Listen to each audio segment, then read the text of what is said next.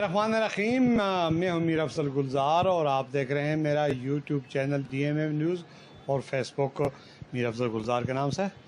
بہت شکریہ ناظرین، جس طرح آپ ہمیں اکثر دیکھتے رہتے ہیں اور ہم آپ کو ایک انفارمیشن دیتے رہتے ہیں.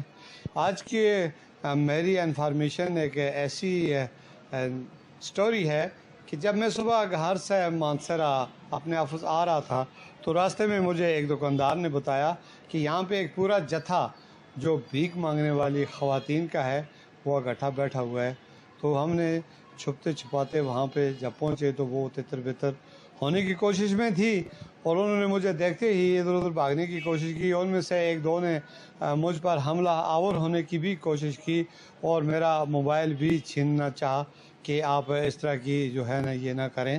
تو یہ انفارمیشن دینے کا مقصد صرف یہ تھا کہ جب میں نے ان سے پوچھا پہلے کہ محترمہ آپ یہ بتائیں کہ آپ 1 درجن سے زیادہ یہ یہاں پہ اکٹھی ہیں اور کتنی تعداد آپ کی مانسہرہ میں، تو انہوں نے بتایا کہ 500 سے 600 ہماری تعداد ڈسٹرکٹ مانسہرہ میں اس طرح کی خواتین بھیک مانگنے پر مامور ہیں، جو مختلف گلی محلوں اور چوکوں چراہوں اور بازاروں شہروں ہر جگہ جہاں پہ وہ جاتے ہیں.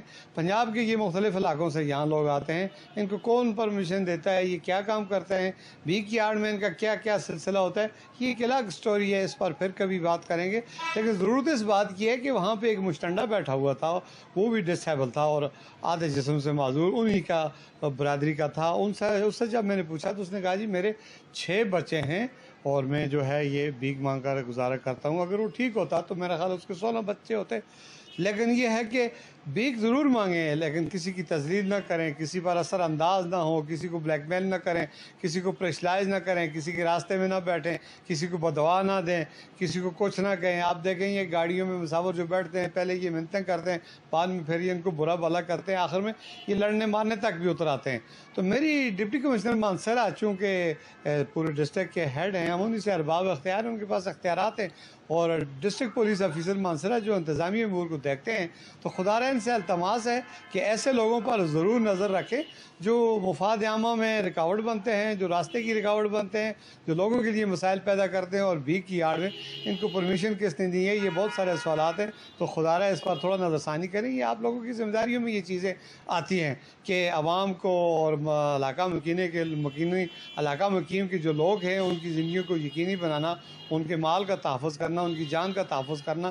اس طرح منہ اٹھائے کوئی باجوڑی، کوئی افغانی، کوئی غیر ملکی، کوئی باہر سے آ جائے. ہم ایک دوسرے کو صدیوں سے آباد ہیں، اچھی طریقے سے جانتے ہیں کون کیا ہے کہاں ہے. لیکن یہ جو باہر سے آ کر لوگ یہاں پہ مقامی لوگوں کو ڈسٹرب کرتے ہیں تو ان پر ضرور نظر ثانی کی جائے.